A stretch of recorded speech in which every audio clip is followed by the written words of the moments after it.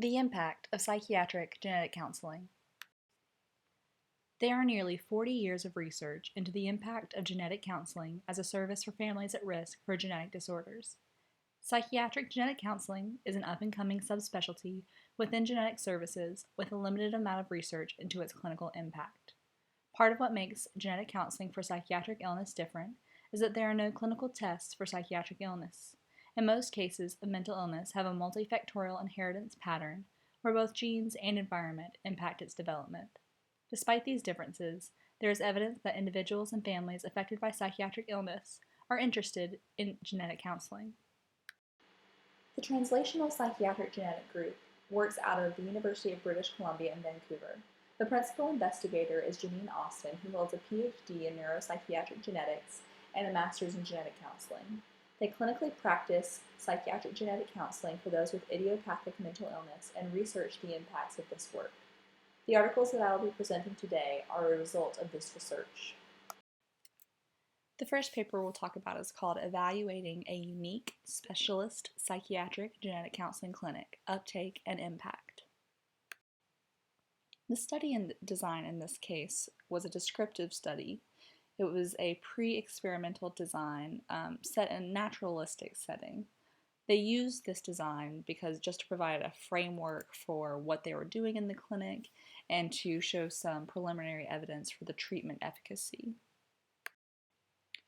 The design of the way the clinic runs and the way this study was run is shown here. First, you have a referral either from a healthcare provider or individuals are allowed to self-refer. The family history is taken prior to the genetic counseling session. This is usually done over the phone by a genetic counselor. The genetic counseling session is held, and then there is a 1-month follow-up by telephone.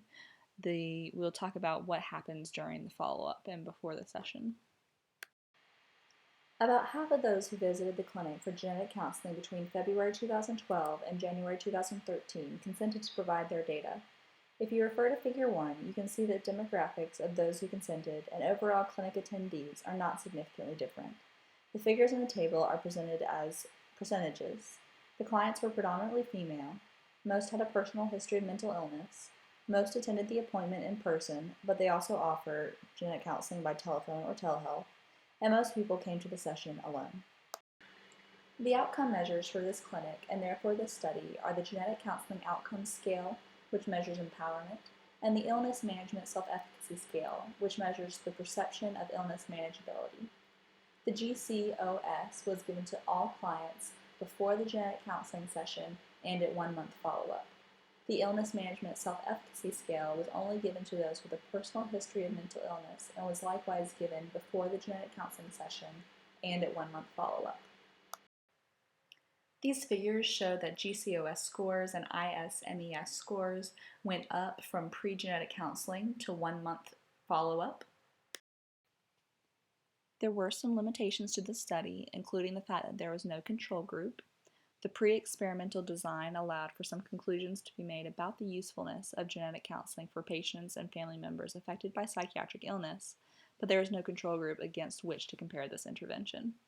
They also only assessed measures at a follow-up of 1 month, making it unclear if increases in outcomes of empowerment and self-efficacy persist over longer periods of time. And lastly, many of the participants in the study were female, making it difficult to generalize this data to a more diverse population. Next, we'll talk about a pilot randomized clinical trial evaluating the impact of genetic counseling for serious mental illnesses. This clinical trial was an experimental group study with a between-subjects design. Participants were individuals with schizophrenia, schizoaffective disorder, or bipolar disorder, lumped together as serious mental illness. 120 participants consented to the study. 120 individuals consented to participate in the study and were randomized into 3 groups: a genetic counseling group, an educational booklet group, and a waitlist group. The educational booklet group was a rigorous control, and the waitlist group was a traditional control. The waitlist group was given the baseline questionnaire at the randomization appointment. The genetic counseling and educational booklet groups filled out the Time 1 questionnaire immediately prior to treatment. The genetic counseling groups and educational booklet group filled out the Time 2 questionnaire immediately following their session. The genetic counseling group also filled out the genetic counseling satisfaction scale at this time. All 3 groups were contacted for 1-month follow-up and completed the Time 3 questionnaire. The outcome measures for this study were as follows. They used the genetic counseling satisfaction scale, a knowledge and risk perception questionnaire that they developed themselves to assess the knowledge clients had of genetic contributions to mental illness and their ideas about recurrence risk perceptions. They used the internalized stigma of mental illness scale to measure perceived stigma in relation to their mental illness. They used the illness perception questionnaire designed for serious mental illness to assess perceived control over a participant's mental health, and the brief symptom inventory to assess psychological symptoms in the past week. Now we're going to start talking about results of this study.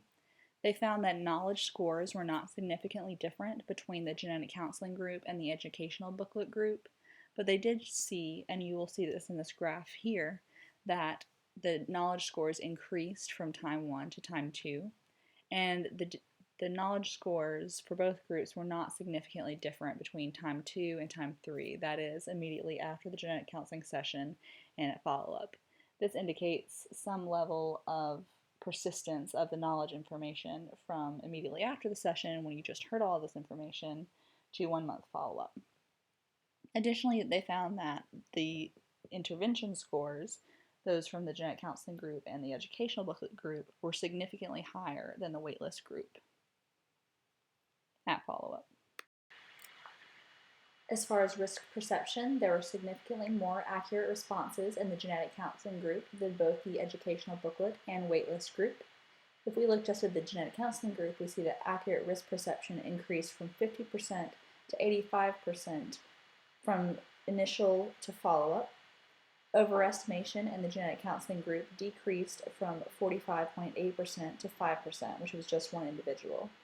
This shows that genetic counseling can help increase accurate risk perception from an overestimation to an accurate estimation. For the 2 measures, internalized stigma and perceived control, they found no significant differences over time in the genetic counseling group or educational booklet groups, or between the treatment groups and the control. However, they did see non-significant decrease for internalized stigma and a non-significant increase for perceived control. This may have been partially due to the fact that they mixed diagnostic groups in the study. Those with different diagnoses may have responded differently for outcomes measures for internalized stigma and perceived control, thus diluting the effects. In the study, they proposed additional studies with greater power or focusing specifically on one diagnostic group, being schizophrenia, schizoaffective disorder, or bipolar disorder, to see effects for these measures.